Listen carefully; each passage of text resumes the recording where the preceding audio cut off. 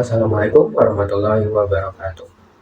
Saya mahasiswa saya Muhammad Fadlan Islami, mahasiswa semester 2 Prodi Informatika Universitas UIN Sunan Kalijaga. Di video kali ini saya ingin menjelaskan tentang cabang-cabang ulumul hadis. Akan tetapi saya tidak akan menjelaskan semua cabang-cabang ulumul hadis tersebut. Sedangkan saya hanya akan menjelaskan 4 macam cabang ulumul hadis. Yang pertama itu ada ilmu riwayah dan dirayah hadis. Yang kedua itu ada ilmu rijalul hadis. Yang ketiga itu ada ilmu jahar wa ta'dil. Yang keempat dan yang terakhir saya akan jelaskan itu adalah ilmu mustalah hadis. Oke, kita masuk ke materi yang pertama, yaitu ilmu riwayah dan dirayah hadis.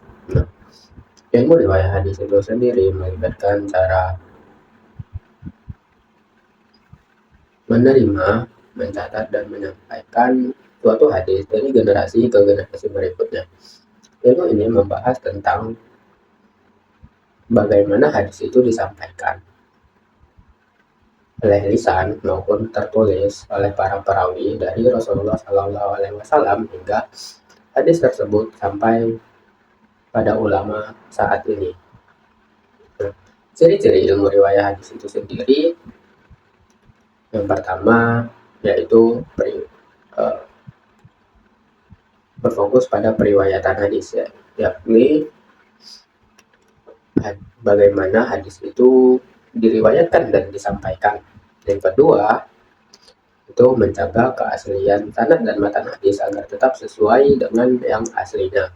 Dan yang ketiga itu melibatkan metode hafalan, pencatatan, dan penyampaian secara langsung oleh sanad yang bersambung. Dan selanjutnya ilmu dirayah hadis. Nah, ilmu dirayah hadis itu sendiri membahas tentang pemahaman, analisis, dan kritik sebuah hadis. Nah, ilmu ini bukan hanya melihat bagaimana hadis itu diriwayatkan, akan tetapi juga mengkaji validitas dan keabsahan hadis berdasarkan sanad dan matanya.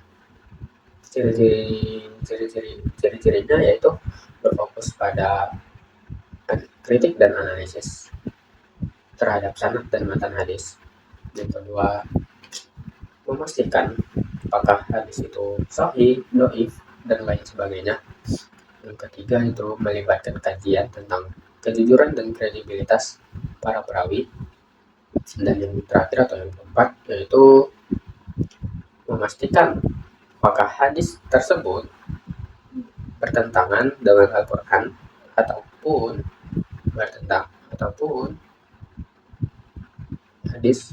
bertentangan juga dengan hadis sahih lainnya.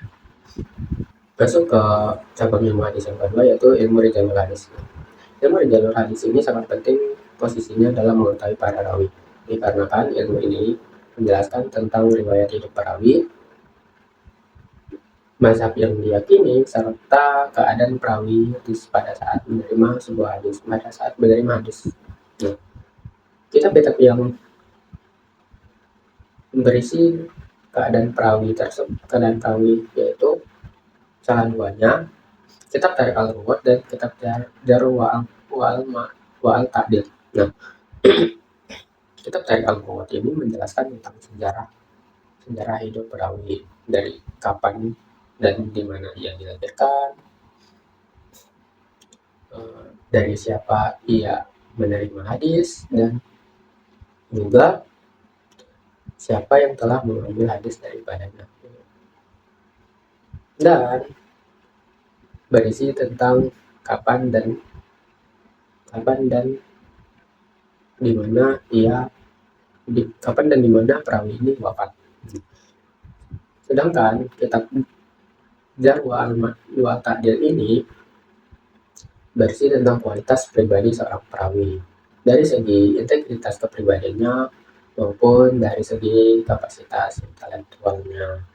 Masuk ke cabang ilmu hadis yang ketiga, yaitu al-jarh wa ta'dil. Nah, ilmu ini menerangkan tentang cacat-cacat yang diterima oleh perawi dan tentang pentakdilannya atau memandang lurus perangai perawi,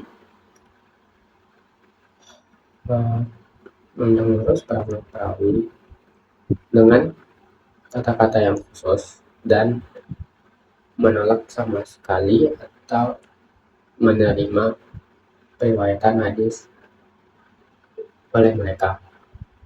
Kegunaan ilmu ini yaitu untuk menetapkan apakah hadis yang diriwayatkan oleh mereka ini bisa diterima ataupun ditolak sama sekali.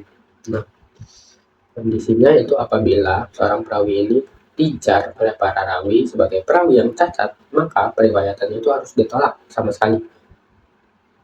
Sebaliknya, apabila perawi tersebut dipuji, maka periwayatannya bisa diterima asalkan syarat-syarat yang lain itu dapat dipenuhi oleh perawi tersebut. Nah, alasan-alasan kenapa seorang perawi itu bisa dikenakan jarh wa ta'dil itu alasannya itu ada banyak. Akan tetapi itu hanya berkisar pada 5 saja, yaitu yang pertama bid'ah, yang kedua mukhalafah, yang ketiga itu golat, yang keempat itu halal, dan yang kelima itu dakwah al-intiqah. Kita masuk ke cabang ilmu hadis yang terakhir, yaitu ilmu mustalah hadis. Nah, ilmu ini berisi tentang istilah-istilah dan kaidah-kaidah dalam memahami, mengklasifikasikan, dan menentukan kualitas hadis. Ilmu ini membantu para ulama apakah suatu hadis tersebut tidak diterima atau ditolak berdasarkan sanad dan matan. Konsep penting dalam ilmu mustalah hadis itu yaitu sanad dan matan. Sanad itu rangkaian perawi yang meriwayatkan hadis tersebut, dan matan yaitu isi dari hadis itu sendiri. Dalam masalah hadis juga ada pembagian hadis. Yang pertama itu pembagian hadis berdasarkan kualitasnya, yaitu pembagian hadis berdasarkan kualitasnya itu ada hadis sahih, hadis hasan, dan hadis dhaif. Sekian dari saya. Apabila ada kekurangan, saya minta maaf sekali. Saya juga manusia biasa, yang pastinya ada banyak salah. Sekian dari saya. Assalamualaikum warahmatullahi wabarakatuh.